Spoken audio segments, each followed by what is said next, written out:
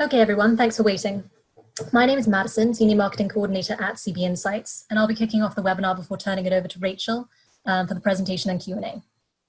So first, a few housekeeping items. Except for our speakers, all lines will be muted during the event. We will host a Q&A session after our presenters speak, and so we encourage you to submit questions throughout our presentation, and you can submit them through the Q&A tab in Zoom.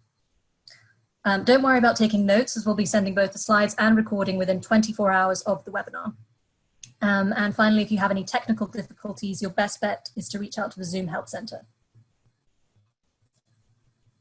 So this is an educational webinar, and for the majority of the presentation, Rachel will be taking you through the research. But we want to briefly share a bit about what we do. So a lot of you might know us for our research, but if this is your first introduction to CB Insights, a great way to stay ahead of trends is to sign up for our free newsletter, which has over 600,000 subscribers. And in addition to this research, we also have a technology insights platform that provides our clients with comprehensive data, expert insights, and work management tools to drive growth and improve operations with technology, overall helping them make smarter technology decisions. So throughout the presentation, Rachel will walk you through the research she has developed using the data from our platform, and she'll also show you a few short examples of how she and our clients use it. So we offer a free 30-day trial, and if you're interested, feel free to sign up in the link that I'm just sending in the chat right now. And if you're a client and have specific questions about what you see, then please reach out to your dedicated customer success team or our intelligence team via CB Insiders Slack. This is a Slack community for CB Insights clients. If you haven't signed up yet, your CSM can point you in the right direction. Okay, so now I'd like to introduce our panelists for today. Leading our webinar is Rachel, who is a Senior Intelligence Analyst at CB Insights, covering the auto and mobility space. Prior to joining the team at CB Insights, she worked in equity research at Goldman Sachs, covering retail companies. So I'll now hand it over to Rachel for the presentation.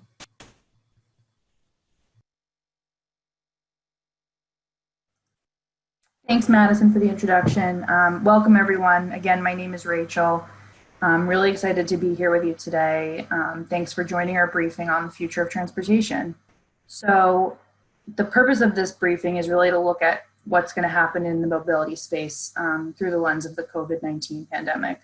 So we're going to go over a quick look at the current backdrop and then move into what a timeline for what the pandemic's impact will be moving forward.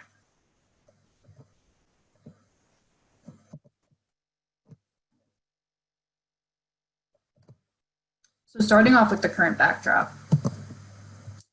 The transportation ecosystem as it stands today has taken a substantial hit from the pandemic. So remote work, stay-at-home orders have really kept people away from transportation and spending, as you can see on the left, the diagram on the left.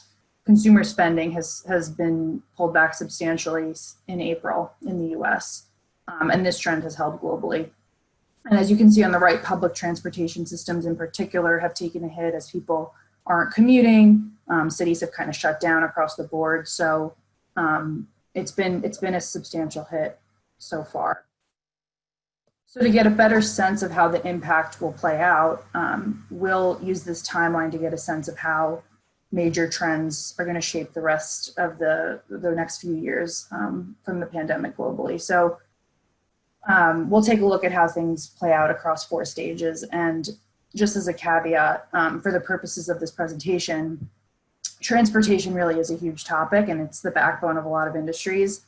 So we're not going to cover every single detail of how the crisis is affecting transportation, but we've decided to kind of take a broad view and highlight what we think through the course of time, what are the most important themes and what should mobility stakeholders be paying attention to. So starting off with the adjustment phase, which is what we're starting to enter into right now. So over the next 6 months to a year, a lot of changes are going to happen. People are changing the way they move themselves. Transportation systems are going to have to recover from a substantial hit. So mobility service providers and stakeholders in the space are really going to have to be flexible and pay attention to what consumers really need from their services moving forward, especially given, uncertainties around a second wave and other other changes to consumer behavior. So to start off, consumer preferences are changing in a lot of ways. We're going to cover 3 ways. And to start off, we're going to focus on the appeal of personal vehicles. So this one is probably pretty obvious. The personal car or bikes and scooters, these individual modes of transport offer kind of a safe haven for people because, there's concerns around health safety. People are hesitant to use shared services. It's a little dangerous right now to get onto a subway or a train, especially if it's crowded. So we would expect people, more people than had before, to look at the personal vehicle as a safe way to get around. So we're already seeing this trend taking place right now. As you can see here, mobility data from Apple shows how driving and walking have really outpaced public transportation and other transportation services in recent months. And this, driving is continuing to outpace transportation services even through June. And states are already reopening. People are preferring to drive, just given, the current backdrop. And as we look ahead, as we try to understand why people are using their cars, it's pretty clear, as you can see from the consumer survey in China, people are worried about infection. And so the personal car is really a way to avoid that entirely. It's also worth noting that, people might decide to move out of a city, given concerns around dense living conditions. We might see kind of a migration out of cities. And in that case, a personal car is actually much more valuable. So that said, on the flip side, it's clear that, people are also concerned about the economic outlook for the country, and people are, losing their jobs. A car is a big purchase. So, we're not going to expect necessarily a boom in personal car sales, but there will be a preference towards, personalized transport. So the caveat being that, people will still be financially responsible and will be thinking about, their own personal finances before jumping into buying a car. So given that context, another type of personal vehicle is gaining ground, and that's the bike and the scooter, which is more broadly known as micromobility. So bike and scooter tech has really taken off over the past couple of years. A lot of this has been driven by the sharing platforms, so the companies at the top of this market map. These companies have really made it much more convenient to pick up a bike and drop it off wherever one pleases. It's much more convenient than owning a vehicle. But in a post-pandemic world where people don't want to use public transportation necessarily, owning a bike could actually be a viable option, and obviously way more affordable than owning a car. So given this context, we actually expect bike and scooter OEMs, companies selling vehicles directly to consumers instead of to sharing platforms, to be well positioned moving forward. And we're already seeing this taking place. So in April, and even in the months prior in the US, bike sales have surged. Year-over-year growth is at unprecedented levels. People are seeing the value in owning a bike, especially in denser urban areas where a car really isn't economically feasible. So this trend is already gaining ground. And the startups playing in this space, we're already seeing innovation. We're seeing new form factors, so companies are developing scooters and bikes that can hold cargo, and in this case, Rad Power Bikes has developed an electric bike that can hold children. So, in urban areas where a car might not make sense, families can start using bikes and other, forms of micromobility to get around. Companies are making vehicles with longer range lengths, so improvements in battery technology are enabling people to go farther with less effort, with less physical effort. Bikes are getting more durable. So a lot of improvements to the form and to design are creating new opportunities for companies to really tap into this new growing demand. And then another area of innovation we're seeing a lot of traction is in connectivity and in terms of like the consumer experience. So companies such as Cowboy have developed, e-bike maker Cowboy have developed mobile apps that facilitate unlocking and locking the bikes, tracking stats, detecting battery conditions, making the whole process just, more informed and easier for the consumer. So these factors are really differentiating. So despite the momentum, one caveat is that these sharing platforms that I mentioned before, like Bird and Lime, which really gained traction a few years ago, these companies have experienced a bit of a slowdown given, city shutdowns and things like that. Looking ahead, they were already struggling financially, so we expect probably more consolidation. So this bullish sentiment towards micromobility, there is the caveat that the space on the sharing side will likely consolidate moving forward. But nothing does replace this convenience that these services offer. So you can just pick up a bike and drop it wherever you please. You don't have to worry about, taking care of it or things like that. It is much more convenient. And in order to, bring back business and enhance stickiness in this climate, sharing platforms are experimenting with new revenue models. So companies such as Lime are offering day and month-long passes, so people aren't concerned about sharing vehicles. And then on the moped side, so electric scooters that are seated, companies such as Vogo and Bounce in Bangalore are offering year-long rentals, and these programs are gaining traction because people don't want to necessarily share a vehicle with someone else within the day, but if they have it for the year, it's a lot more attractive.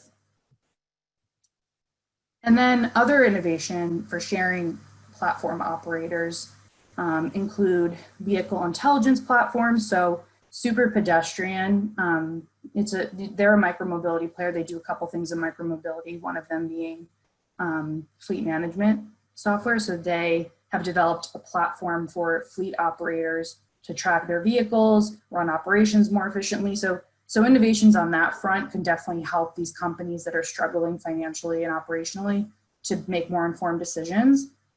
And then other companies are working with health safety technology. So a couple bike sharing startups and scooter sharing startups have started leveraging self-cleaning handlebars.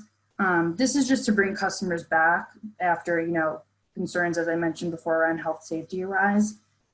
These kind of solutions could potentially bring customers back as things start to improve too. In addition to this, gaining traction around personal vehicles, the pandemic has also driven an acceleration in digital technology in the auto retail space. So traditionally buying a car and automotive, auto retailers, the process has been pretty legacy, and retail in the auto space has struggled to keep up with the rest of retail. They've held back, and it still has been fine, but shutdowns, dealership closings, given stay-at-home orders, have prompted a lot of auto retailers to have to adopt digital tools, and it's likely that these will stick moving forward because people get used to the convenience associated with these solutions. So we can see from surveys already taking place, the majority of people are now open to buying a car online, versus prior, only a third of people would even explore that idea. And a lot of, we can see from these news mentions, the press has covered this idea of a digital dealership. It's taken off in recent months in the context of the pandemic.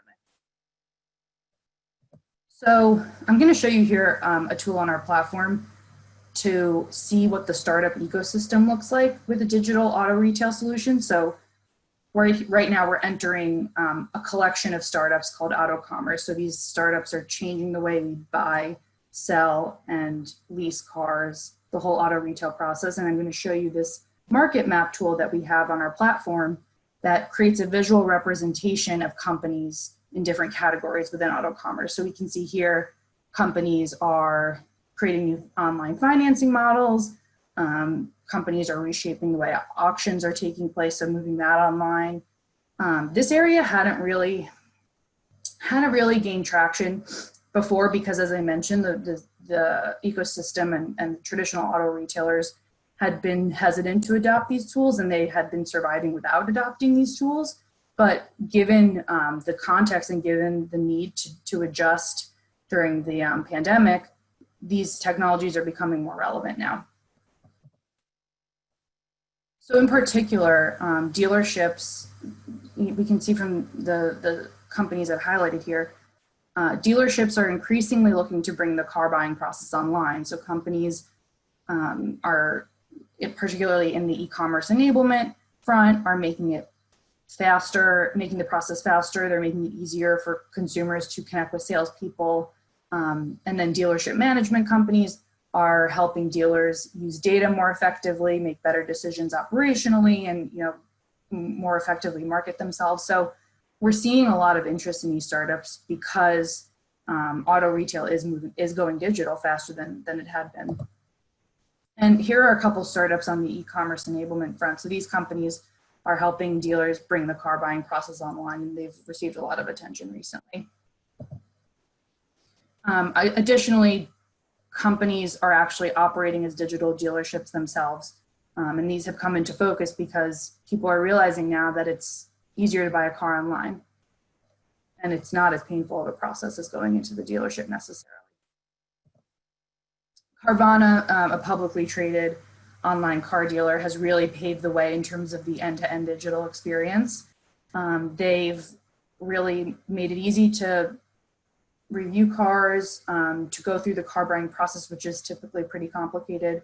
The company has really paved the way in that regard. And it is worth noting that, people do like going into the dealership for testing cars and things like that, but it is, we do expect that the pandemic will drive digital solutions, even if people are still going into the dealership. There's this notion of a customer experience being improved and more of it moving online in more of an omni-channel format. So these technologies will still matter. The change won't be as drastic as maybe expected as it was during the pandemic itself, but looking ahead, these solutions will be important. And then thirdly, another growing trend that mobility stakeholders are going to need to pay attention to is this shift to e-commerce that was also accelerated because of the pandemic. So people realized how easy it is to just order things online, groceries, food, clothing.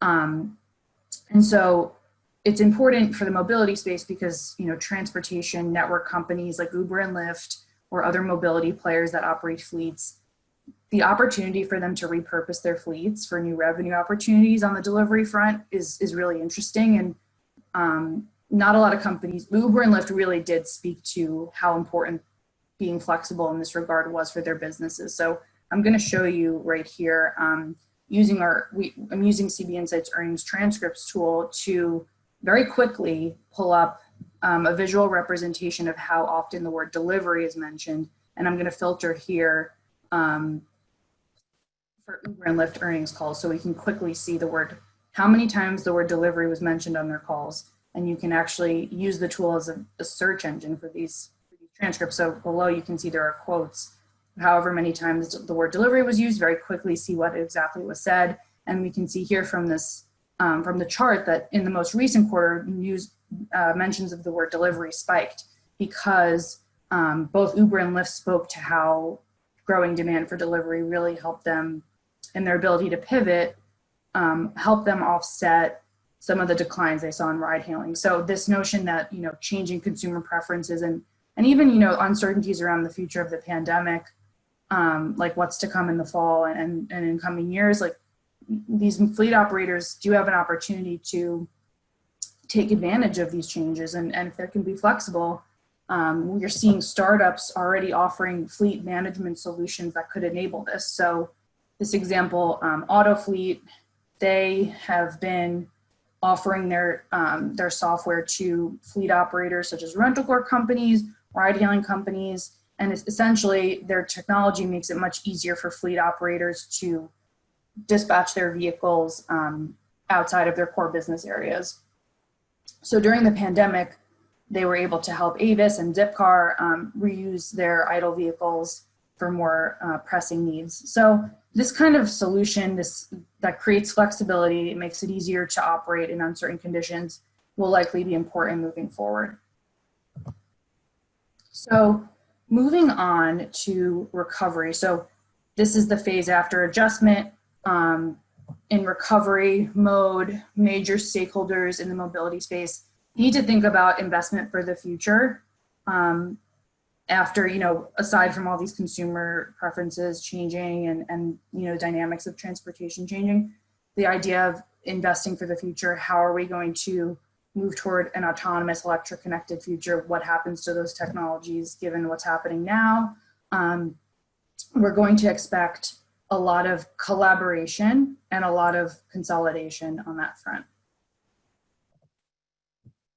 That being said, there's a lot of financial uncertainty right now. Major players in the auto space have struggled given, factory shutdowns and changes in demand and the like. We're seeing though that, major players in the automotive space still believe that technology is important to the future and they don't want to hold back on investment because they don't want to fall behind, which has been kind of a theme throughout the past few years, is this notion of these technologies are very expensive, but I don't want to fall behind competitors. So as a result, it only makes sense really for these companies to work together.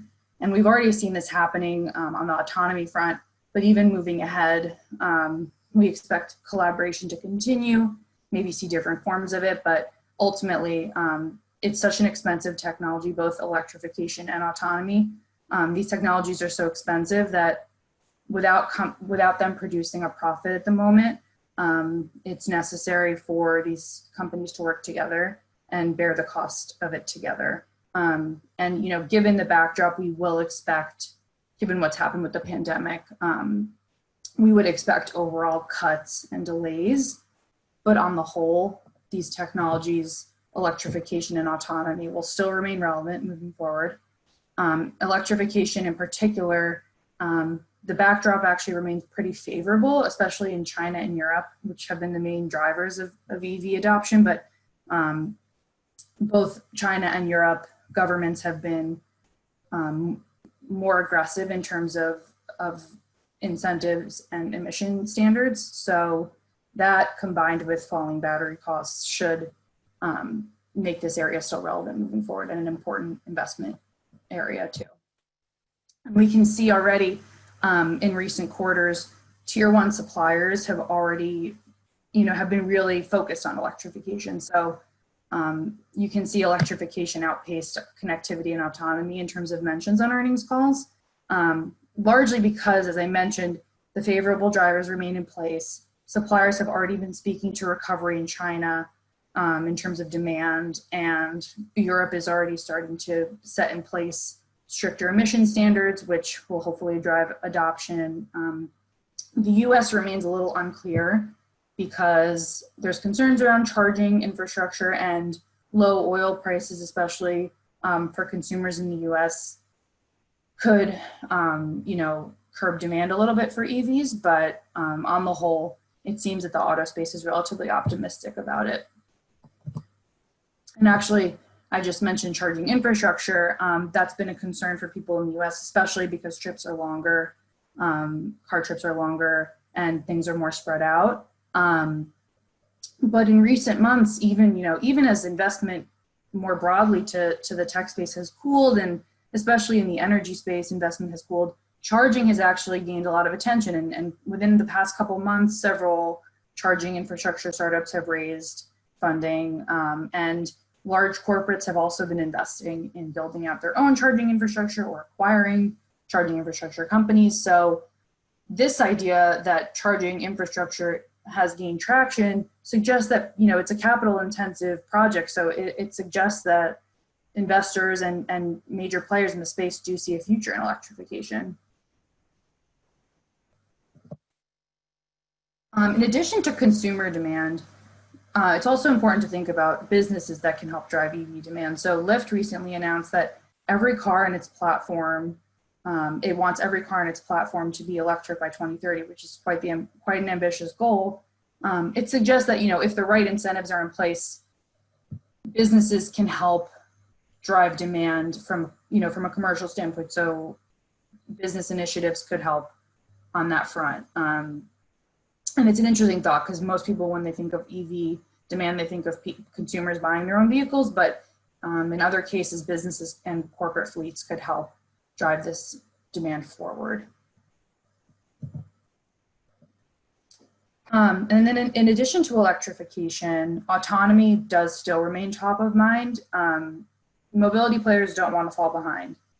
That said, skepticism around fully autonomous vehicles and robotaxis has been mounting because the technology is incredibly costly, but it's still failing to return a profit. So given the current backdrop, a lot of emphasis has been placed on more feasible applications. So advanced driver assistance for one, as well as delivery vehicles. So driver assistance is a little more obvious in that these systems are already being deployed, and they're more feasible because you're not fully replacing the human driver. So you're just in a lot of ways just augmenting the human, and it's there's obviously less regulatory hurdles on that regard. And then on the delivery side, delivery overall, there's just more flexibility in terms of autonomous delivery because you're not carrying a human passenger, so safety is a little bit less of a concern. And then also these delivery routes are very easily automated. You don't need to take intricate routes to deliver items necessarily. Rider passenger comfort is not as much of an issue. So, jerking and stopping short isn't as much of an issue. So there's more flexibility in that regard. And we're already seeing major players in the automotive space discussing these other applications. So Aptiv and Magna have both spoken about, when asked about autonomy, they both spoke to these more feasible applications and saying that the technology is still relevant.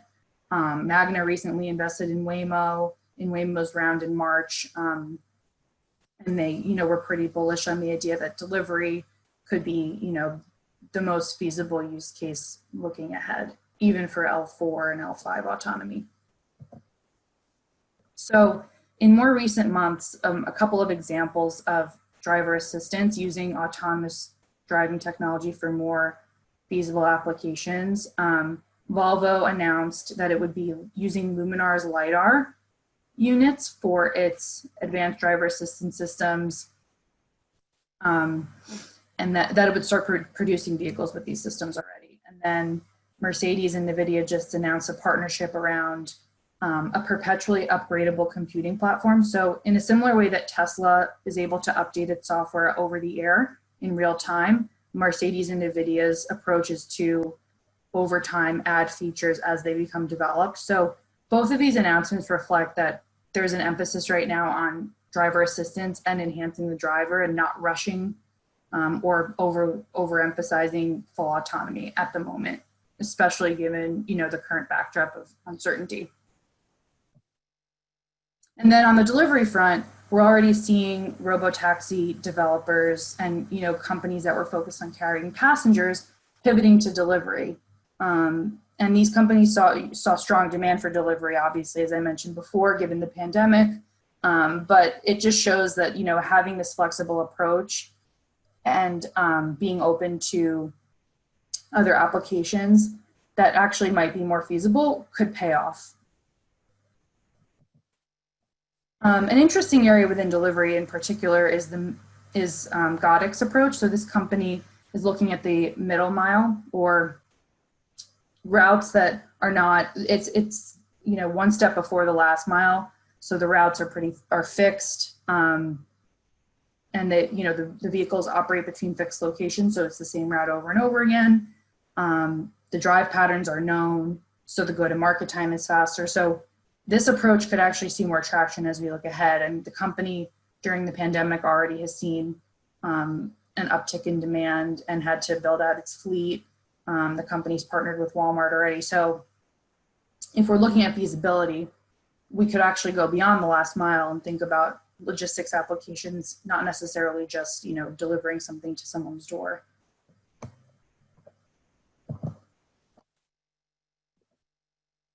And then looking ahead beyond this recovery phase to think about the future of mobility, it's obviously the timeline isn't, we're not sure of the timeline, but looking at mobility from a bigger picture, what's to come. Interestingly, tech giants have increasingly been getting involved in mobility. So it's still, these moves have been early. These companies have yet to really fully create a strong presence in the mobility space, but these, they're getting into the ecosystem in a major way. And we don't know exactly what that will mean moving forward, but this isn't necessarily a theory anymore. This is really happening. It's not just about Google and Apple coming in and working on infotainment in the car. This is really about how these companies have the financial wherewithal to drive innovation. So for example, probably one of the buzzier examples that I could bring up, Amazon recently announced, or news surfaced, that Amazon is in talks to buy autonomous driving developer Zoox. The company, Amazon, has already invested in autonomous driving with its investment in Aurora, and the company also has made investment in the electric vehicle space with Rivian. It's interesting because Amazon was probably there was a lot of focus on Google for a while in terms of, tech in transportation, but Amazon has been slowly making its way into the mobility space. And while it's probably for logistics purposes, it's just an example that, these companies that have strong financials and have the positioning to really drive innovation are starting to do so, especially as the auto industry kind of has experienced some challenges over the past few months. Another example of tech kind of integrating itself into the mobility space, Intel recently announced that it would be acquiring a transit startup called Move It. This was a $900 million acquisition, pretty big. It's interesting because Intel, through its subsidiary Mobileye, is developing autonomous driving software, but with its acquisition was really, it just highlights the idea that there's this collaboration between tech giants and mobility services players and how strong that collaboration can be. So Intel, when describing the acquisition, Intel spoke about how it's looking to become a complete mobility provider, including robotaxi services and other things. But on the whole, it's interesting that they are looking to acquire customers in a way from Move It, and maybe we can expect this moving forward. With Uber and Lyft have always been touted as having these transportation, having these built out networks of consumers and users. That's a strong asset, even as these companies experience poor demand in the near term. They have valuable customer networks that could be valuable for tech companies. And then one last point in terms of looking ahead. A lot of public transportation systems are facing crises or about to face crises. Budgets are being squeezed. People, if this remote work and if remote work sticks and people move out of cities and people don't need to commute, public transportation systems will have less demand, and a lot would spin out from that.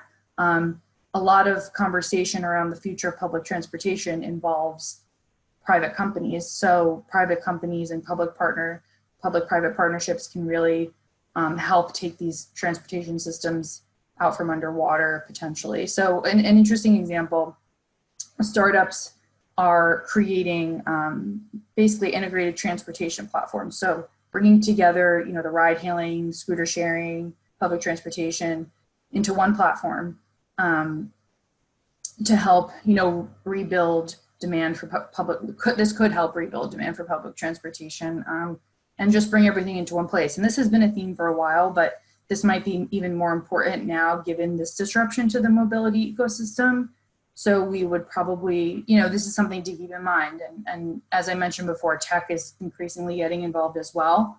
So we'll have to see how that plays out, but it's definitely an interesting thing to, keep in mind. And as we look ahead, just get a better sense of who can work together and what can they do together.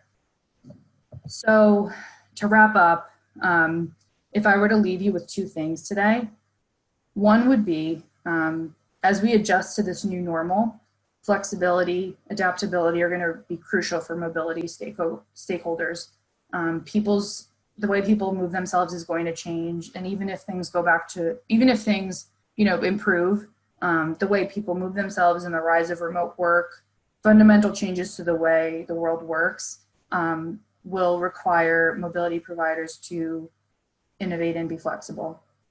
And then, just to add on to that, startups could look at opportunities in that area. Like I mentioned, auto fleet with the repurposing of vehicles, there's opportunities there to help these mobility providers become more flexible.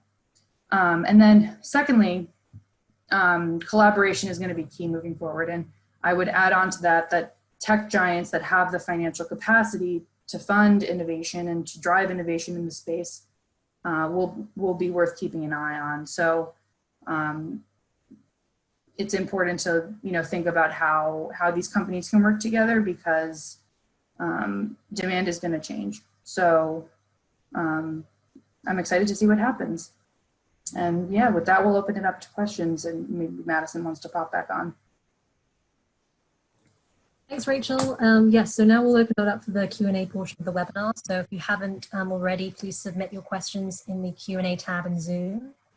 I'll hand it back over to Rachel, and you can start answering when you're ready. Great. Let's see here. Okay, the first one I got was, what are ride-sharing companies doing about in-car sanitation during the pandemic itself? So there's a lot of solutions that are being discussed right now about what's to come. I know Uber and Lyft have made announcements that they're going to require both drivers and passengers to wear masks, but even moving forward, there are a lot of startups developing technology to help easily sanitize. So startups are using UV light solutions or antimicrobial coatings. As I mentioned before, Nanoseptic has developed that self-cleaning material, so that's been used on handlebars, but could also be used on high-touch surfaces in shared vehicles, so things like that. There are a lot of solutions that are being discussed, but hopefully that's not an issue for too long.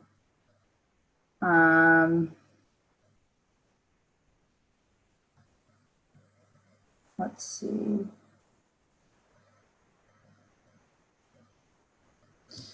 Oh, okay.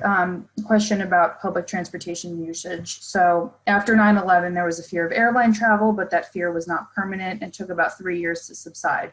Do you expect the fear of public transportation to be permanent rather than temporary? If so, why? So it's a good question. I think it's going to be a similar situation where eventually people will, start to reuse public transportation. I think the concern is that in the near term, and there's the caveat of remote work bringing people out of cities, that could curb demand as well. So it's more about how are these public transportation systems going to survive if they have less demand and they have to pull back in terms of operations. I think ultimately, though, they'll recover, especially in a city like New York. There's really no reason to have a car necessarily, given the way it's structured. And as I mentioned before, I think public-private partnerships could help rebuild these systems that were honestly in need of a revamp anyway. So yeah, to really answer your question, I don't think it's a permanent thing. I think there may be just a shift away in terms of deurbanization and broader economic trends.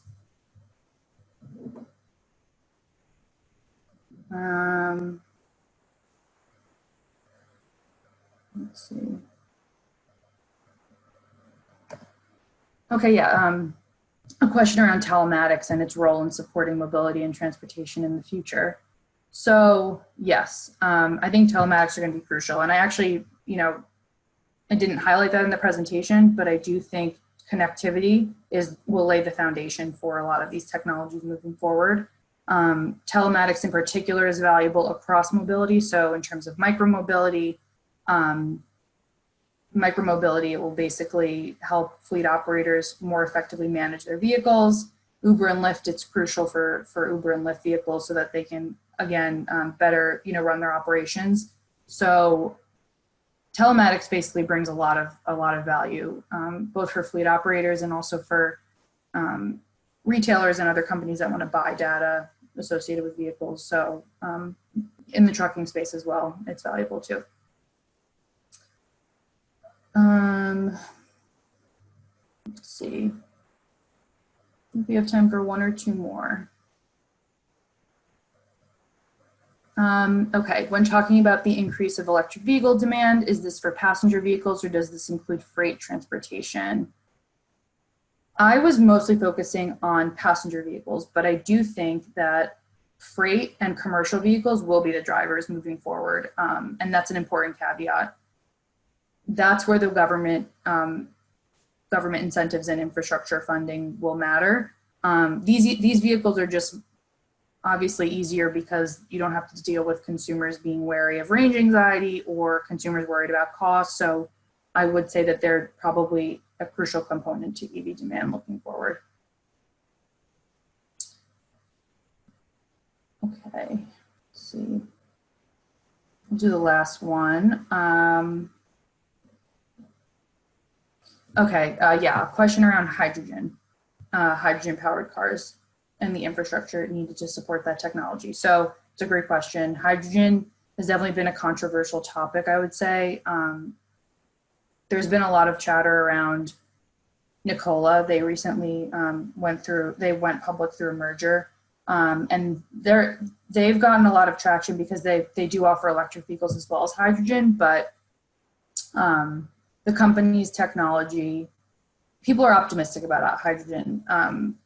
That being said, I think given the current climate, there's been a lot of concern around nascent technologies and putting a lot of money into something that might not turn a profit very quickly, as I mentioned before. I do think that hydrogen is still on people's minds. It's still in development, and I think a lot of automakers are still considering it. The costs will need to come down, and it'll need to be the whole process of electrolysis and the conversion of hydrogen will need to be made more efficient. But it does offer a viable alternative, especially on the commercial vehicle side, because those vehicles are more efficient and can last longer. So it's definitely something to continue to keep in mind. Do we have more time, Madison, or? I think that's probably about Okay. so I'll just wrap up.